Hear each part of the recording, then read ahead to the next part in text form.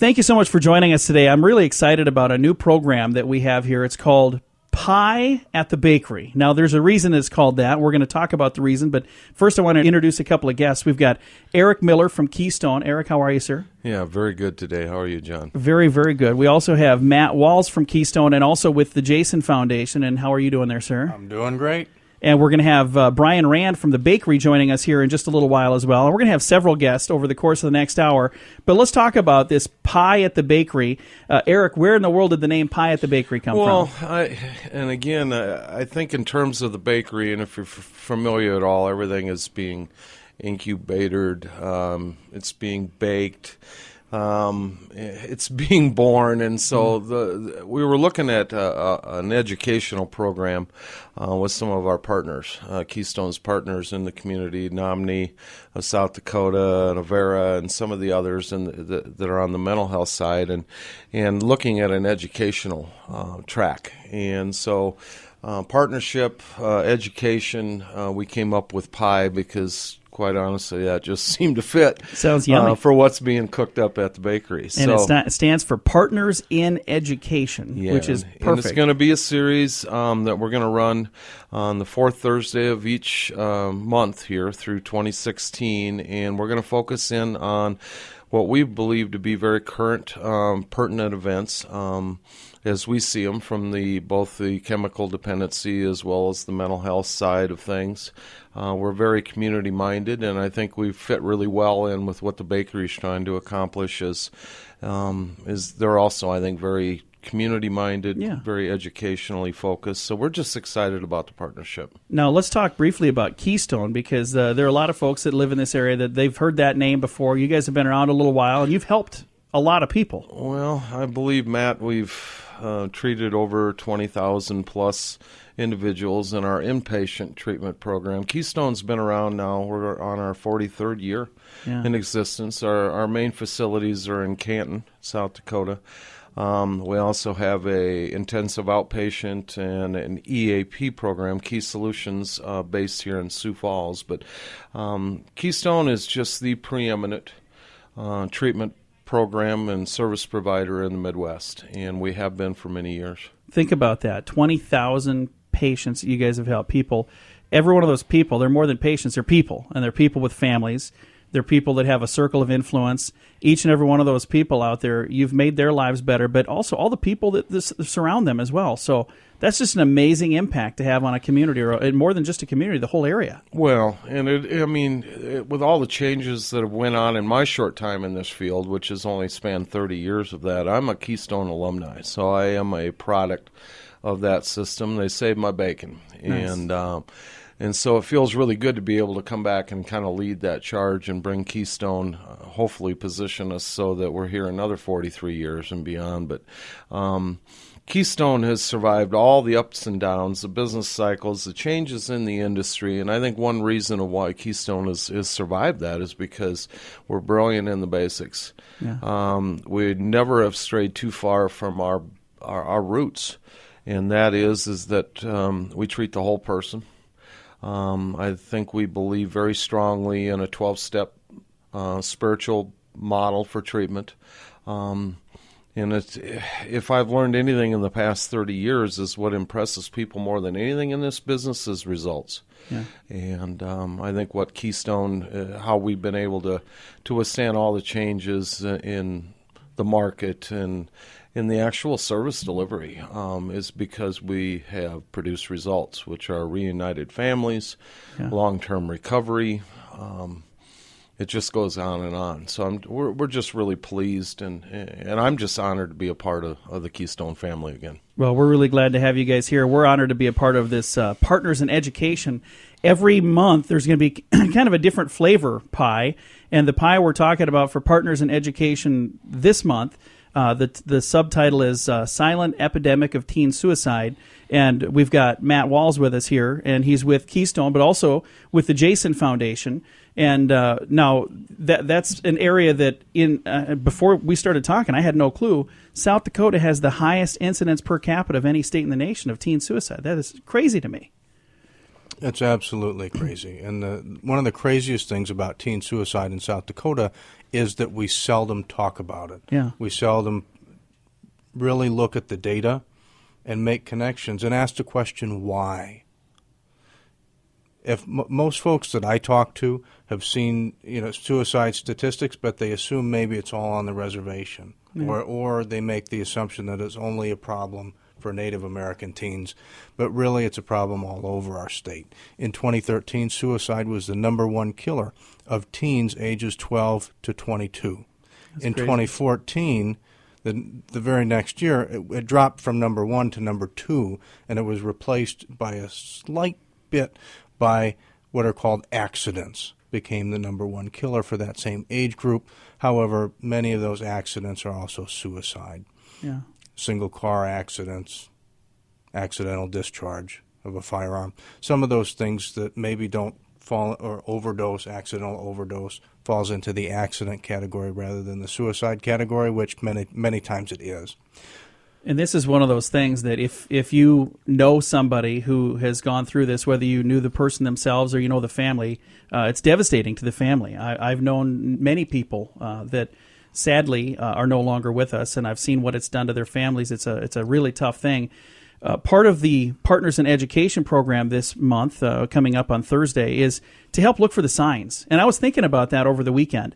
I was traveling in a different state, but in that state they had a bunch of different names for their towns. And it's funny because I was like, I wonder how you even say that name.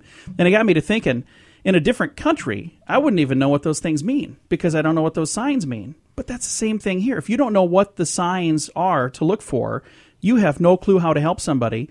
Meanwhile, later you find out that, wow, I should have known that. All of these signs that were saying, help me, help me, help me. And if only I knew that language and I knew how to speak that language, I could have probably been some help. So the Jason Foundation has the Jason Flatt Act. And let's talk a little bit about what's going on in Pierre right now. And I know we're going to get an update from Clark Flatt here in a little bit, but tell us a little bit about that and introduce us to the Jason Foundation and the Jason Flatt Act. Well, I'll introduce you to the Jason Foundation in a minute, but I do want to go back to some of the signs, as you mentioned. Most people don't know what to look for as signs for suicide. I can rattle them off, but what I'd rather do is for people to take action. They can download an app on their phone if they want. It's called A Friend Asks. Nice. A Friend Asks. You can go to the Apple Store or the Google Store, and you can download that app. You can get warning signs, what to do, how to respond, because it's not just about being aware of the signs, but then being prepared to respond in a way that makes sense and can help that person. Definitely. We recently had a student that told the teacher they wanted to kill themselves, and the teacher's response was, well, that's stupid. Mm. And, not even a bad therapist will tell you that that's a good response. Yeah. It's just, but it goes to the point that we need to be prepared to respond. And I think if the teacher had a second chance, a do-over, they would respond a different way because They didn't mean to tell the student that they were stupid or that the idea was stupid. It was just a gut reaction. Yeah. Rather than a prepared response. So we need to have people understand what are the signs and then be prepared to respond in an appropriate way that's helpful to the person. And that's really what the aim of the Jason Flatt Act is. Jason Flatt was the teenager who committed suicide in Tennessee about 18 years ago. Clark Flatt was his father. And Clark Flatt didn't know what to do in the aftermath of that suicide because there were some warning signs, but, he didn't know what to look for. And his son committed suicide, and Clark Flatt started the Jason Foundation in Jason's memory. And that has now grown to be in over 32 states. He initially started it just to be in Tennessee and to educate parents about suicide. But now it's in 32 states. We've passed the Jason Flatt Act in 16 states. And we're working on it in our state. Working on it in South Dakota. Nice. And the goal of the Jason Flatt Act is very simple. We want to provide teachers in South Dakota with the training to be able to identify the warning signs of teen suicide and then respond effectively. Right now, teachers are mandatory reporters for abuse and neglect, especially in several different factors, but they typically don't look for emotional abuse, which is one of the abuse categories in the Mandated Reporter Act. So they're already required to identify and respond to emotional abuse, but they don't have the tools. We want to give them those tools, and we want it to be free. And that's the cool thing, is that this doesn't cost a nickel. So I really hope our state supports it. And I'm excited to visit with Clark Flat here in a little bit to learn more about it as well. But this is something that, to me, this is a no-brainer. Well, it really is. It's a zero-cost deal that saves a lot of lives. In Tennessee, when they passed this bill, within 3 years, they reduced the rate of teen suicide by 28%. Wow. Now, some people say 28%, that doesn't sound like a lot. That sounds like a lot to me. To me, when you're measuring it in teen lives, that's a lot. Yeah. And I think in South Dakota, if we could have any kind of impact, anywhere near that area, we'd be wildly successful. And the training is free. It's online. Doesn't cost a dime. It doesn't cost anything to South Dakota taxpayers or teachers or schools. So it's a great bill. It's a great program, and very supportive for the legislators that support it. Especially grateful for for Marty Jackley, who supports it, for the Secretary of Education, who's supportive of the act, for our Senate sponsor, Jenna Hagar, and for our House sponsor, Representative Lynn DeSanto. Very nice. Well, we're going to learn more about that from Clark Flat, and he's again, Jason's father. It's the Jason Flat Act. We're going to learn more from Clark here later in the program. Got a lot of other folks we're reaching out to this hour, and I want to just make an invitation right now. If you'd like to join the Partners in Education and come have pie at the bakery on Thursday from 11:30 until 1 p.m., how much is this going to cost me if I want to stop in and check this out? $100. Just kidding. I was like, it is? No, this is a free event, free training, Nice. And it's a free education series that we're offering to everybody. So if you're a parent or a teacher or a school person of any type, if you're a community member concerned about youth suicide, if you're an addiction professional, a mental health professional, a social worker, in the health field, anywhere where you encounter teens, this event will be useful for you. Very Plus, nice. it's free. If you can attend in person, it'll be great. It's at the bakery downtown in Sioux Falls. If you cannot attend in person, we're going to be live streaming the event. And with that, let's go right now. It'd be a great time to chat with Brian Rand. Brian is here with the bakery. So if I want to watch this online, how do I do that? What site do I go to? Yeah, you can go to our website, which is thebakerysf.com/live. Again, thebakerysf for Sioux Falls.com/live. We'll get you right to the live access. Awesome. And if I want to see it in person, where is the bakery? It's downtown, but let's give the address so they can punch it into GPS. 910 North Main Avenue, Sioux Falls, South Dakota, 57104. So again, 910 North Main Avenue. And it's a cool little building. We love that building. That's a neat little place. So if you get a chance, get down there. Now let's talk about the bakery. How long have you guys officially been open now, Brian? Officially, we opened July 1st, so just over 6 months, almost 7 months now. So. And how's it going so far? Are you guys loving every minute of it? Yeah, I mean, our goal for membership, we had hoped for 150 by the end of the year, and we're at 350 now. So. Nice. Well over double our goal, and that's good. Now we're on to bigger and better goals. So, well, we're really glad to have you as one of the partners in education. This I think, is a really great idea, and I'm glad that you guys are hosting this and being a part of it. You guys are hosting other things as well. We were just talking a little bit earlier about some music things that you're doing. Tell us a little bit about that. Yeah, we've thanks for asking. We've been trying to bring as many of the community efforts at large together as possible, and really. Not trying to be the experts in any of those spaces or trying to be the leaders in it, just trying to bring everyone together that are the experts and are the leaders. So we have a group of musicians that come together, and you can find all these on our events page on Facebook as well. Nice. But we have something called the Future of Music in Sioux Falls, and so did that last week, had almost 100 different musicians and venue operators show up.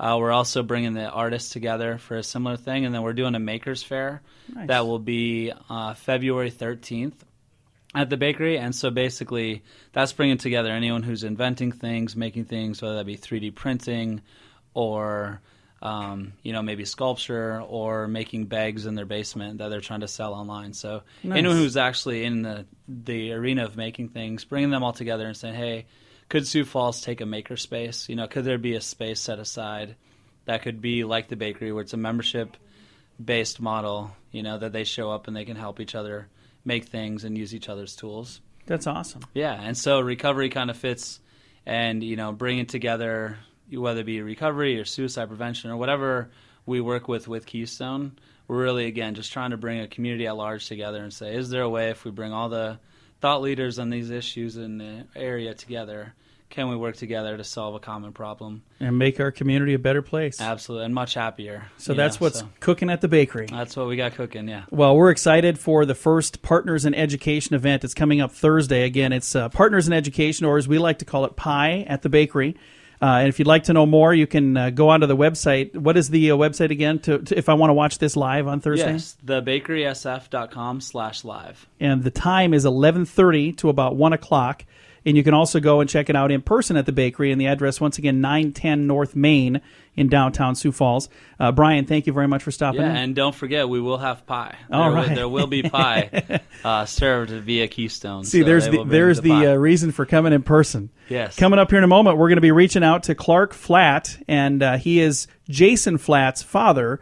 Jason Flatt, of course, is the young man that the Jason Foundation is named after. We'll have a conversation with Clark coming up next. Teen suicide. It's something people don't like to talk about, but sadly it's happening. South Dakota has the highest incidence per capita of any state in the nation, and these numbers don't even include suicide rates from our state's reservation. That puts South Dakota way above other states. In 2013, teen suicide was the #1 killer of youth. This doesn't have to happen. Together we can help bring these numbers down by knowing the signs. Join us for a free event this Thursday, Silent Epidemic of Teen Suicide, from 11:30 to 1 p.m. this Thursday at the bakery in downtown Sioux Falls. This is the very first event of Partners in Education, sponsored by Keystone Treatment Center, NAMI, and the bakery. This event is free and even counts towards continuing education credits. Hear from experts in this field and learn some signs to look for. Join us for Pie at the Bakery. That's Partners in Education, sponsored by Keystone Treatment Center, NAMI, and the bakery. This Thursday, 11:30 to 1 p.m. at the bakery, 910 North Main Avenue in downtown Sioux Falls. Or log in and watch it live online at thebakerysf.com. Joining us on the phone right now, we have Clark Flatt, and Clark is the founder of the Jason Foundation. Clark, how are you doing today? I'm doing fine, sir. I appreciate your call. Well, we're really glad to have you on the program. Now, let's talk about the Jason Foundation, the origin of the Jason Foundation, and what you guys do. Well, the Jason Foundation started officially on October of 1997, but it started as a result of a family tragedy. I lost my youngest son, Jason, who was age 16 on July the 16th of 1997 to suicide. When Jason was your All-American kid, not your valedictorian. I stress that, your All-American. He was your solid BC student, good athlete, a lot of friends, very athletic, very active in his church, no drug or alcohol problems, just your good old average American 16-year-old. Until that afternoon that I came home to find that he had taken his life. And after losing him, I had some friends that stayed after me to try to find something good in Jason's death. And to be quite honest, you don't want to hear somebody tell you to find something good in your son or daughter's death for those who have experienced such tragedy, no matter how you lose them. But luckily, I had friends stay after me to try to find something good. And after a while, I went on the internet and found, just typed in youth suicide, and it came up at that time in 1997, the third leading cause of death for young people 15 to 24. Wow. I have to say, that's when the Jason Foundation started, when I saw that stat, because as much as your listeners have done, just like many parents, I went to every PTA about drugs, alcohol, even a form of bullying back then. But no one had ever had a seminar or a training about youth suicide, how to recognize the warning signs, let alone what to do should you see those signs, despite it being the third most likely thing to take a young person's life back in 1997. So we started the Jason Foundation really just to help parents to be able to recognize warning signs and then, all importantly, know what to do after. But that was our beginning back in October of 97. Well, first of all, I want to say I'm terribly sorry to hear about the loss of your son. But also, I'm very proud of you for doing what you're doing to help make a difference for the other sons and daughters out there. What a great, wonderful thing that you guys are doing. And I know that you're making an impact all across the country. Now, there are Jason Foundation chapters set up. How many different states are you guys in right now? Well, yeah, we've grown quite a bit from 97, but let me stress that there's been so many people that have helped us along the way. This is certainly not something I've done myself, but so many good people and organizations and other nonprofits that have helped us But currently today we have a little over 100 affiliate offices, as we call them, across the country. They're physically located in 32 states, but we service all 50 states, either from one of our regional affiliate offices or from corporate. And our corporate office is in Hendersonville, Tennessee, just right outside of Nashville. If somebody has a question about the Jason Foundation, how do they find you? How do they go to, if they want to get some resources, where do they get that? Well, first of all, our website is very has a lot of resources to it, and it's simply Jason Foundation, all one word, jasonfoundation.com. We are a nonprofit 501c3, but we did the .com because a study group very early on felt like it made it more accessible to young people, especially not to be a .org. But so jasonfoundation.com, you can find about our history, you can find out about our programs, a lot of the people that's working with us. A lot of our programs are downloadable just from our website. And one key thing, John, is that since 1997, if we contract to deliver services to a school, a church, a youth organization, or even a state, we don't charge for any of our programs. So we're not online selling something. So we wanted to make sure that money was never a deciding factor on whether somebody could receive the resources or not. That is a really, really nice thing. And again, the website is jasonfoundation.com. Now, the education that you guys are doing, have you had examples where you've found cases where somebody maybe said, hey, because of this, we were able to have this result? Or I'm sure there are probably a bunch of those examples. Yeah, we've been in existence now a little over 18 years. And so, we get a lot of those. Of course, there's still a lot of stigma still around, regrettably, around mental health issues. So not everybody who says, oh, wait, I didn't commit suicide or I didn't attempt, they don't really a lot of times will broadcast that to a lot of people. It's still something that's held close. But we do get individuals who have emailed and written to us or called us. We have a lot of teachers and coaches we deal with across the nation that will come forward and say, listen, something I learned in one of your in-service trainings. Help me ask the right question to a young man or a young lady, and we're getting them help. And so those are the types of things that really, we really don't want it to get to a point where somebody says we prevented a suicide attempt. We want to get to them when they're really getting to the young people, when a young person is struggling with some issues or situations that, if left unaddressed, can result into a suicide attempt.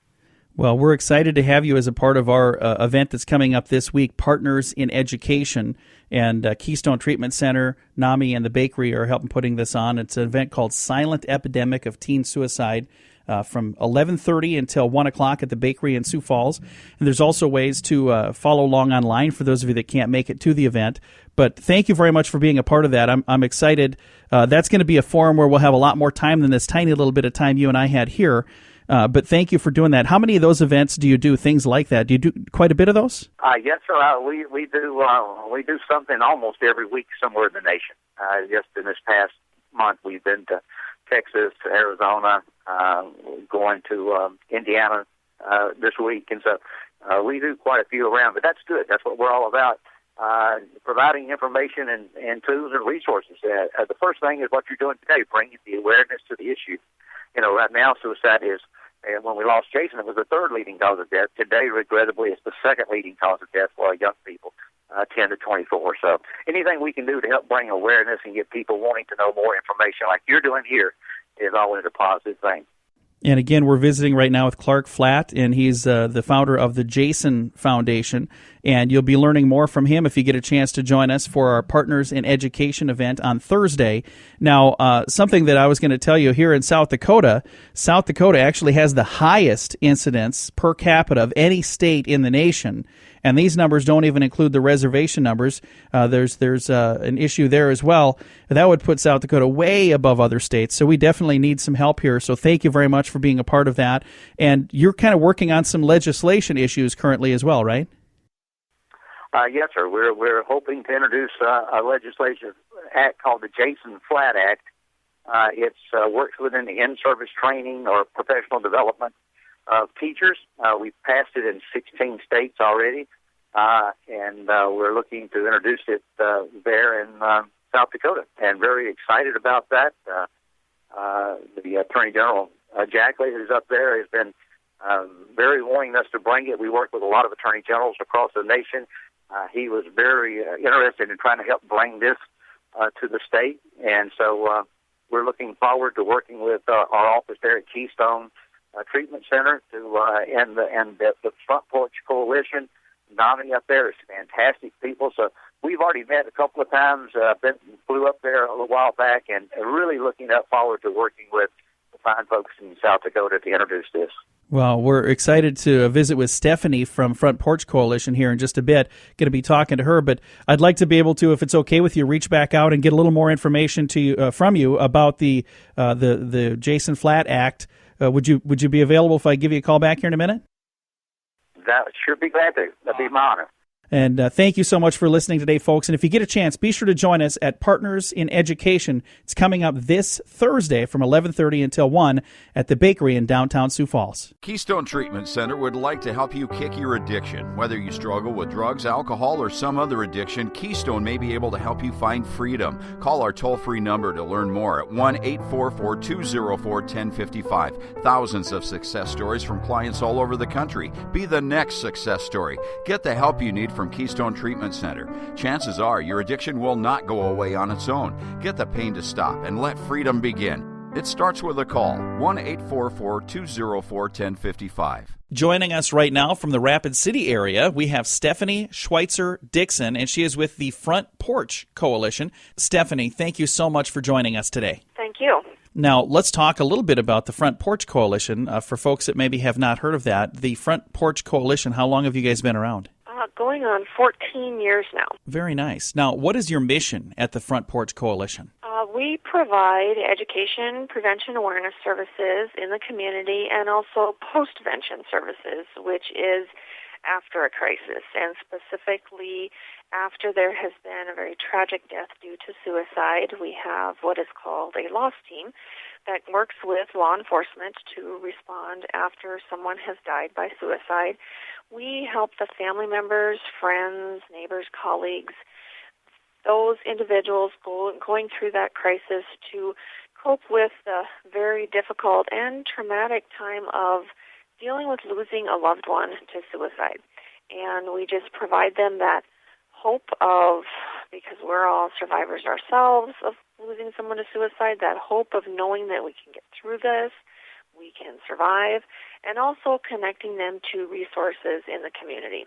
We do that in Meade and Pennington County with law enforcement, and we also provide the education piece, the prevention piece, those training pieces throughout the Black Hills region.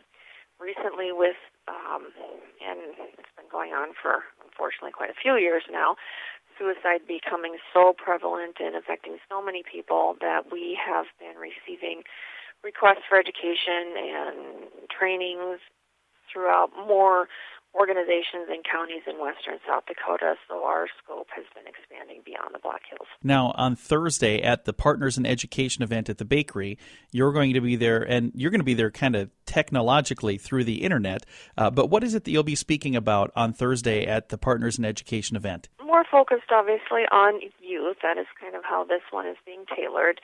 And really what we're seeing more in western South Dakota from this side of the state, probably not going to be too much more different than East River, but from western South Dakota, I am suspecting that we are having more suicides West River for all ages.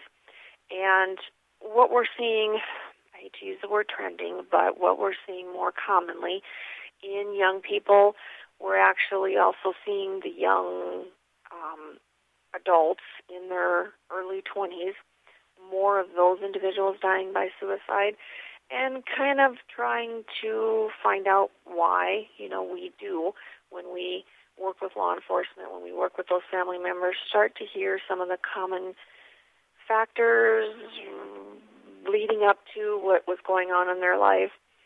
It's probably, again, not going to be a whole lot different, and those are some of the things that I'm going to be talking about. Mental illness is common, drug and alcohol abuse, relationship issues, financial troubles. Trauma is a huge thing that people don't realize, and just, educating people, educating the public, and educating mental health providers, providing a huge education piece so that people who work with individuals, people who work with young people, really know what to be looking for. Again, visiting right now with Stephanie Schweitzer-Dixon with the Front Porch Coalition. And a little bit ago, we spoke with Clark Flatt.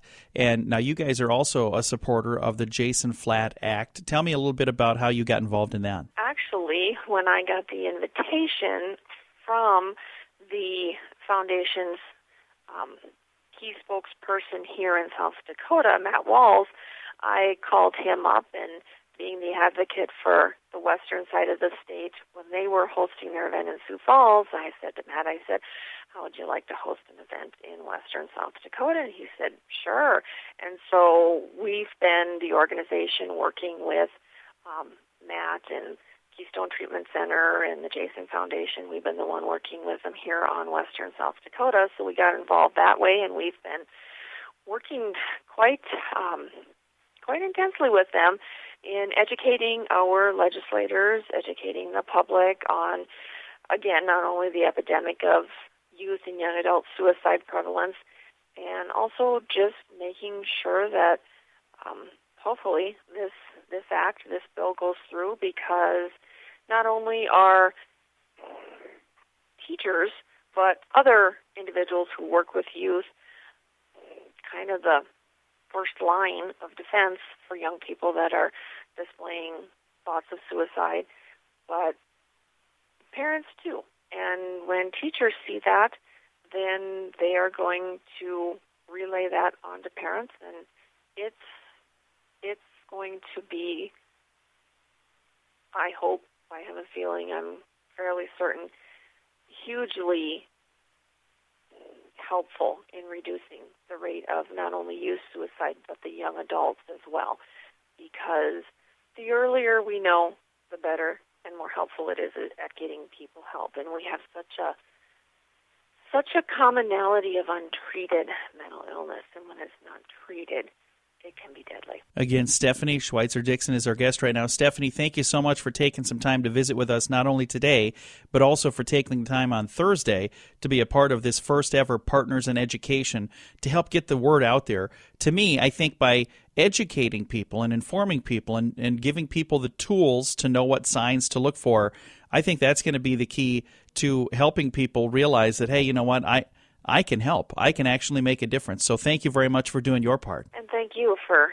doing this, providing this information to the public. The media is key to also getting this information out to people who just don't know how important this is and where to go for help. If I would like to learn more about Front Porch Coalition, where would I find the information on that? Well, you can look us up on Facebook or simply go to our website, which is very easy to remember, PartnersInEducation-January2016. All right. Stephanie, thank you so much for your time today. You're welcome. Thank you. And again, Stephanie Schweitzer-Dixon with the Front Porch Coalition. You can learn more at frontporchcoalition.org. Teen suicide. It's something people don't like to talk about, but sadly it's happening. South Dakota has the highest incidence per capita of any state in the nation, and these numbers don't even include suicide rates from our state's reservation. That puts South Dakota way above other states. In 2013, teen suicide was the #1 killer of youth. This doesn't have to happen. Together we can help bring these numbers down by knowing the signs. Join us for a free event this Thursday, Silent Epidemic of Teen Suicide, from 11:30 to 1 p.m. this Thursday at the Bakery in downtown Sioux Falls. This is the very first event of Partners in Education, sponsored by Keystone Treatment Center, NAMI, and the Bakery. This event is free and even counts towards continuing education credits. Hear from experts in this field and learn some signs to look for. Join us for Pie at the Bakery. That's Partners in Education, sponsored by Keystone Treatment Center, NAMI, and the Bakery. This Thursday, 11:30 to 1 p.m. at the Bakery, 910 North Main Avenue in downtown Sioux Falls. Or log in and watch it live online at thebakerysf.com. Joining us on the line right now, we have Janet Kidams-Lally, and she's the director of the Helpline Center. Janet, how are you today? Good. How are you? Fantastic. We've been talking today about teen suicide, and there's an event coming up at the Bakery on Thursday from 11:30 until 1. It's a free event, and you guys are going to be a part of that. Now, you get calls for resources to do with teen suicide, but you get a lot of calls at the Helpline Center. What are some of the other calls you guys get? You get quite a few, don't you? Absolutely. People can dial 211 for community resources, for information, but they can also call us during times of crisis, which might be a time when they're having thoughts of suicide or when they're concerned about a family member. How long has the Helpline Center been around? We have been around since 1974. So this is something that's been around a while, and you guys get a lot of calls every year. Do you keep track of how many calls you get? Right, we do. Just in the Sioux Falls area, we had over 30,000 phone calls that came in. And the vast majority of those are not crisis-related, but we had several thousand that were. So at the Helpline Center, how many crisis calls do you get at 211 every year? Is there quite a few? Sure. It's probably just under 2,000, and I should explain that people can dial 211, but they can also dial the 1-800 number, which is statewide, and that's 1-800-273-8255, and that's part of a national suicide prevention lifeline that we're connected to. And we'll make sure we give that number out again here before the program is done. Now, how long have you been with the Helpline Center? I have been with the Helpline Center for 20 years. No kidding. So you kind of got this stuff figured out now. Well, I'm starting to. And this is such a wonderful service, such a great thing to have available. People that do have questions, people that do have situations where they'd like to call and get some help. It's wonderful that 211 is available. And the price is right as well. How much does it cost when I dial 211? That is free. Absolutely free. And if we call the toll-free number, it's also free as well. That is correct, yes. Now, if you're calling to get resources, or if you're calling because you have some sort of crisis, do you dial the same number, or are there two different numbers? Nope, it's just 211. It's very simple, easy for people to remember. So whether you need to find a resource to help pay your rent or whether you need some information about mental health services, you can dial 211. Very nice. And I'm going to have you give that toll-free number once again. So if maybe somebody's listening outside of the Sioux Falls market and they would like to reach out and get some assistance as well, or if they've got, whether it's a crisis or a question, what is that toll-free number one more time? Sure. It's 1-800-273-8255.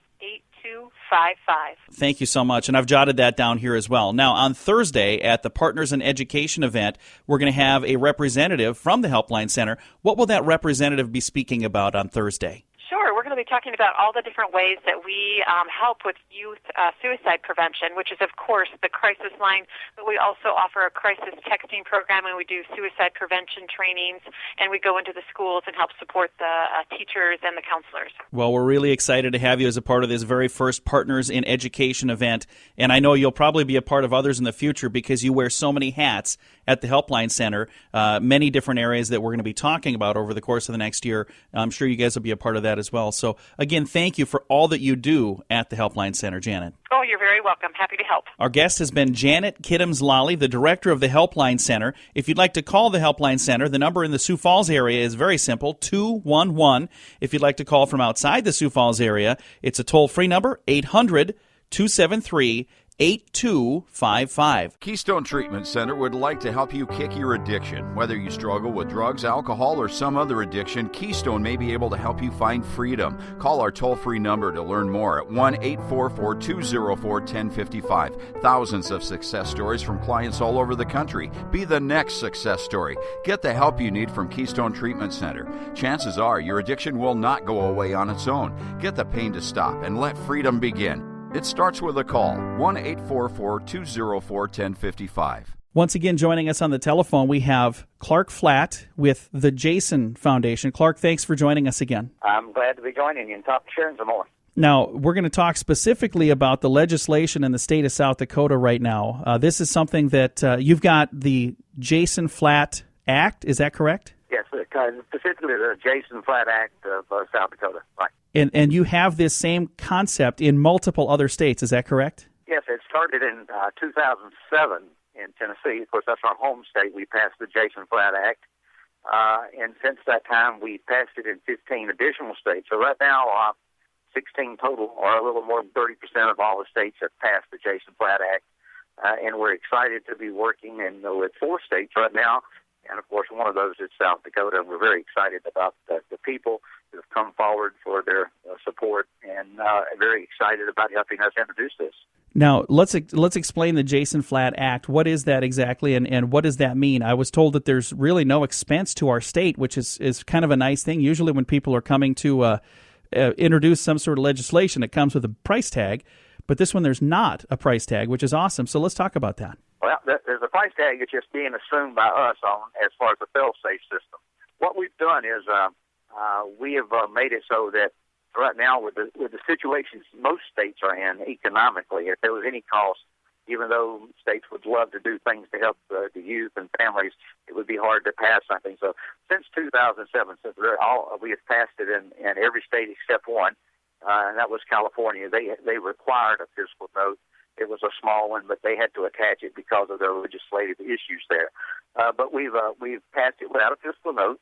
Anybody that will pass it under the format of the Jason Platt Act, dash whatever their state is, because we have to have certain things in it that, first of all, we want it to be required from every teacher. Some people, they don't like the word required, but I always pose the thing: would you, if your son or daughter is having issues, would you want them going to a school or even to a particular class with a teacher that wasn't trained, and just next door there was one that was trained? It could have made all the difference in the world. So we want all teachers to be trained. Some states have even broadened that to say all school personnel. So we're a little flexible state by state. We introduce it one way, of course. Then we want to work with the Department of Education and the Teachers Association in every state to make sure that we can mold it and model it while keeping the real intention, the real goal and mission of the Jason Platt Act intact, but make sure that we work within a state-specific type of program delivery or training for their teachers.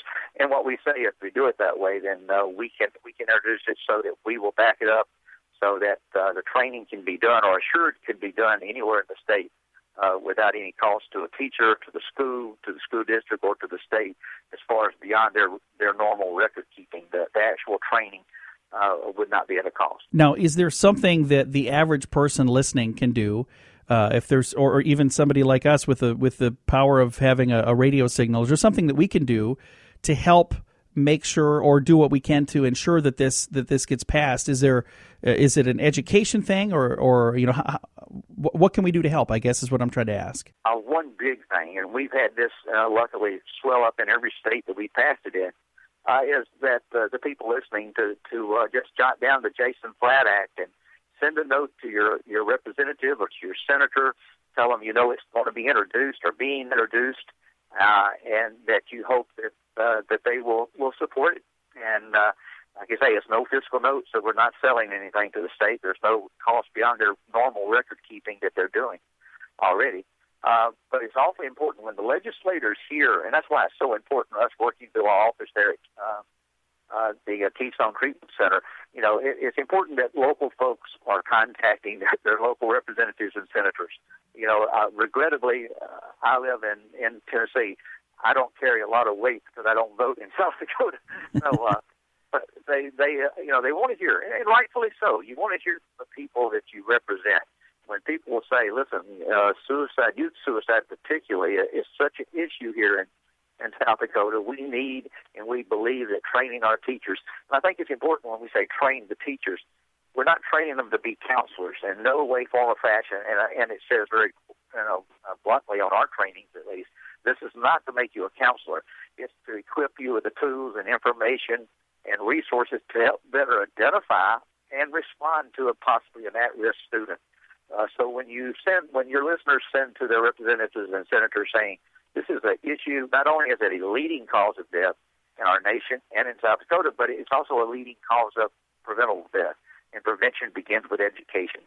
Providing those teachers with that training can make all the difference in the world, because they see our young people every day, and they can see those changes in their lives and their habits and things that can alert them very early on to issues. So that would be a great way, is just to be writing your representatives and senators. Let them know that you support it and you hope they will.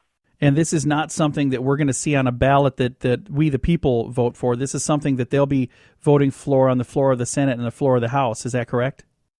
Yes, sir. It will go through the Senate and then the House, and then confirmed, and then, of course, the governor's signature at the end. And very fortunate, we've had it passed in 16 states, and like I said, we have a few states that are operating on it now to hopefully pass it 2016.